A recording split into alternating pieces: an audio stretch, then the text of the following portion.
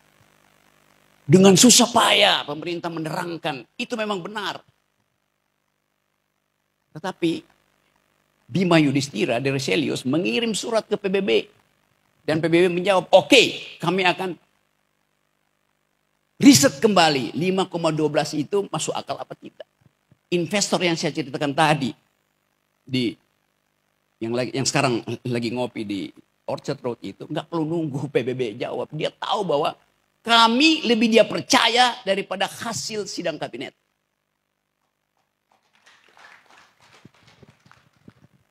Logik dari data itu. Jadi kalau dikatakan tadi apa sumber subversi yang bisa menggoyah kepemimpinan Prabowo, bukan gerakan massa, bukan gerakan buruh, bukan gerakan mahasiswa, tapi data kecil itu yang bisa dibaca.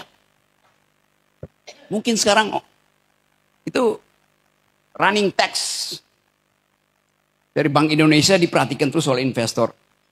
Kapan kita intervensi supaya rupiah itu jatuh? Gampang. Financial market itu sangat peka terhadap satu dua pikiran yang tiba-tiba di-upload dan merasa ini yang gue tunggu untuk memutuskan invest atau tidak. Kita ada dalam kondisi itu. Dan saya kira Presiden Prabowo juga mengerti kondisi itu. Dari sumber yang lain. Mungkin juga dari sumber teman-teman yang ada di sini. Dari Jumhur, dari Syahganda. Yang berupaya untuk membantu perspektif tapi tetap dengan jarak moral tuh. Syahganda, Jumhur, saya tahu gak mungkin terbeli. Jadi kecurigaan itu betul-betul harus kita pastikan hasil analisis rasional kita. Ya saya tahu orang mengatakan Rocky Gerung itu pesimis terus. Sementara kabinet, menteri-menteri bilang harus optimis. Oh ya, saya pesimis yang rasional. Kabinet optimis yang irasional. Udah. Karena kita bikin kalkulasi. Jadi sebetulnya kalau Presiden Prabowo mendengar uraian di sini, dia harusnya punya moral call untuk mengatakan, saya paham apa yang diucapkan oleh kami. Dan itu yang saya inginkan. Tapi tolong bersabar Pak Gatot. Tunggu momentum. Tolong bersabar Said Didu. Tunggu siasatku. Tambahkan sabarmu Pak Lanyala. Karena aku lagi menyusun strategi. Saya membayangkan Prabowo bicara itu di dalam hatinya. Dan kesempatan seperti ini jadi pengukur antara siapa yang menginginkan Indonesia bertumbuh di dalam pengetahuan, bertumbuh dalam keadilan, dan siapa yang hanya mengendus-ngendus jabatan dan berupaya untuk menempel pada kekuasaan. Jadi bagus betul hari ini ada refleksi. Dan kita tahu bahwa setiap refleksi tidak harus menghasilkan aksi. Tidak harus menghasilkan aksi. Tapi refleksi yang bermutu hanya didasarkan pada kemampuan kita dan keinginan kita untuk membuat aksi itu tiba secara mendadak. Nah, kemendadakan itu yang saya duga ada di dalam banyak kelompok. Kelompok jurnalis sedang mempersiapkan kemendadakan. Teman-teman dari RRT ini juga lagi mempersiapkan kemendadakan. Para purnawirawan sudah mempersiapkan kemendadakan itu. Pati adalah pintu pertama untuk kita pahami bahwa satu persoalan lokal bisa jadi urusan nasional. Kenapa? Karena kondisi objektifnya sama. Yaitu harapan daerah untuk diguyur lewat dana-dana pusat tidak diperoleh. Faktanya memang begitu. Udah bertahun-tahun sebetulnya kasus itu. Tetapi begitu arogansi si bupati itu dimunculkan, Maka masyarakat Jawa Tengah yang biasanya nerimo berubah menjadi ngamuk. From nerimo to amok. Kondisi ini ada di kita, laten di kita. Sebagai masyarakat yang dihina, disiksa oleh ketidakpastian. Kita disiksa oleh ketidakpastian karena menunggu tadi. Kapan Presiden Jokowi berjarak? Itu namanya siksaan. Nah, kalau siksaan itu tidak dijawab dalam 2 minggu ke depan, maka saya bikin analisis bahwa ada sesuatu yang sedang bergejolak, yang akan muncul. Dan tidak bisa lagi didiskusikan. Parlemen jalanan. Fakta itu ada di kita. Siapa yang menurunkan Presiden Soeharto? Berapa orang? 20.000 orang. Mahasiswa duduk di atas Gunung Kura-Kura.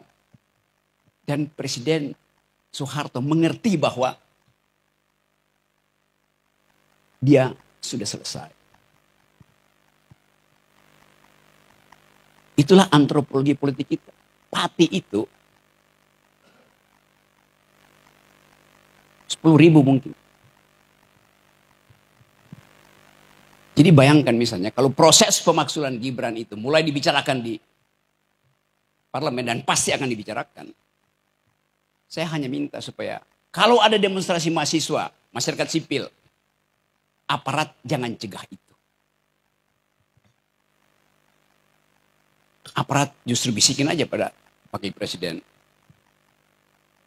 Bapak, keadaan udah berubah. Anda turun atau jadi pati.